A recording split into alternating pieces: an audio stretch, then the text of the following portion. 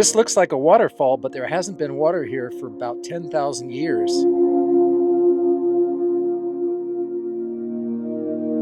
This is Fossil Falls, just off of Highway 395 near Lone Pine, California. Most people drive right past it, and honestly, I almost did too. What you're looking at is hardened lava from ancient volcanic eruptions. When water once rushed through here, it carved these swirling holes into solid rock. Then the water disappeared, and the stone stayed frozen in time. I love places like this because there's no guardrail, no gift shop, just geology and imagination. You really have to slow down and look. If you're driving Highway 395 through the Eastern Sierra, this is one of those stops that takes 20 minutes and sticks with you way longer. With that said, you can spend a lot of time here because there's plenty of hiking to be done. If you look down there carefully, you can see that some of the more polished rock from the water flowing through.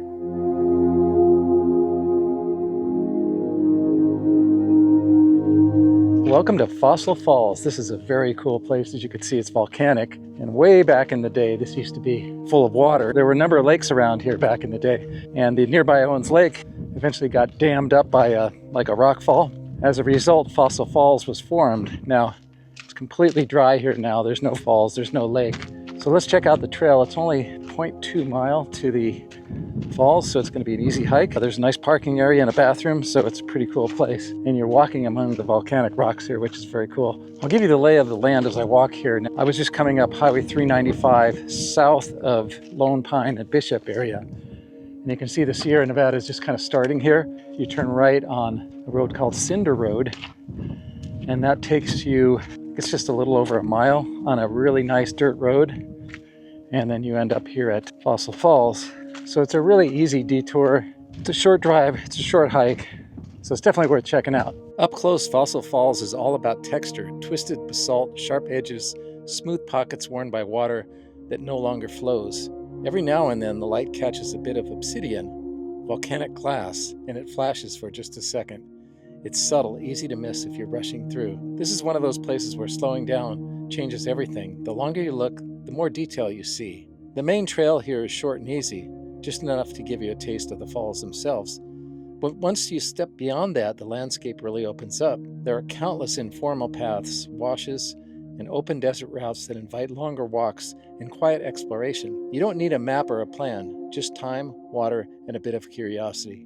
And don't forget your GPS so you don't get lost. Places like this aren't about checking off a hike, they're about wandering and letting the ground tell the story.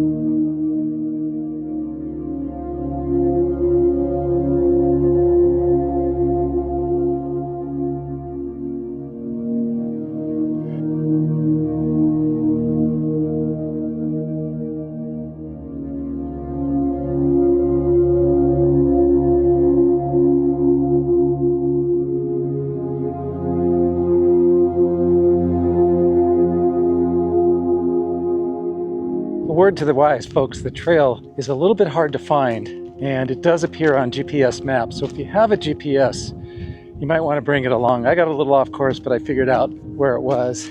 There's a lot of use trails from people taking the wrong way, so it's really easy to get confused. One of the things I find really fascinating is if you look ahead, you can see these, I hope you can see the shiny, almost looks like glass, but it's black obsidian. This is kind of a charcoal gray color. But of course it catches the light. It's very cool.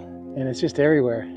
Like I say, it almost looks like somebody was careless and left a bunch of broken glass, but that's not what it is.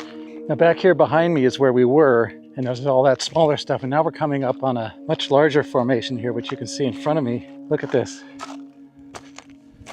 It's really a big drop off here. So let's go look in this canyon. And this is obviously the main falls part of it, which was active hundreds of thousands of years ago.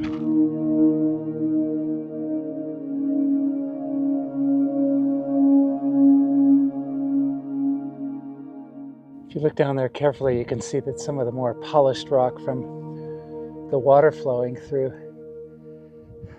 All right, so the walls are pretty steep here, and it's very difficult to get down unless you're a good climber, but there is this one area, it's a little bit more benign, and I think I can get down to the bottom here. We'll see how it goes.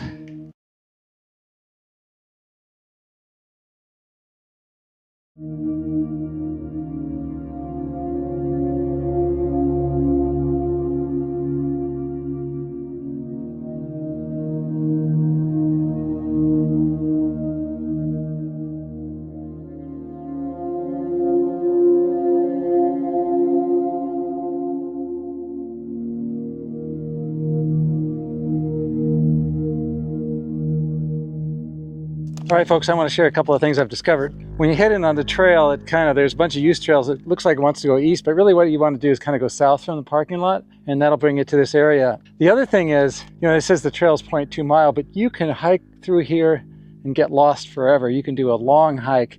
It's really pretty. There's a lot of bouldering. It's kind of easy class 2. You can pretty much go anywhere. You get cliffed out and you got to work your way around, but it's really pretty. So I do encourage you to check out this. This is the whole area here. It's really nice to check out. There's a lot to see. So when you come here, if you do want to hike, be sure to do that because there's a lot to see. And I already mentioned this, but I want to mention it one more time. This place is an absolute labyrinth. It's very easy to get lost. So I do encourage you to bring sort of GPS. I use this Garmin Phoenix. On the map, it creates a track. So if I get lost, I can always just backtrack from the way I came. Now I know the car's over that way, but you can see the car's toward that big cinder in the distance, that round peak.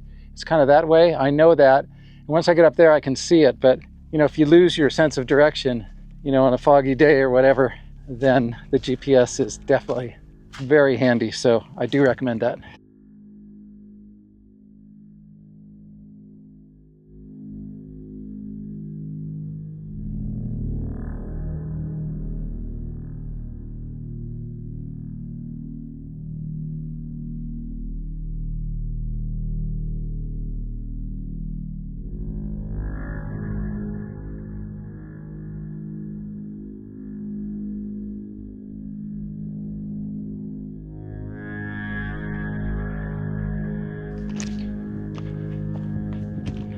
And there's the van. We're home sweet home.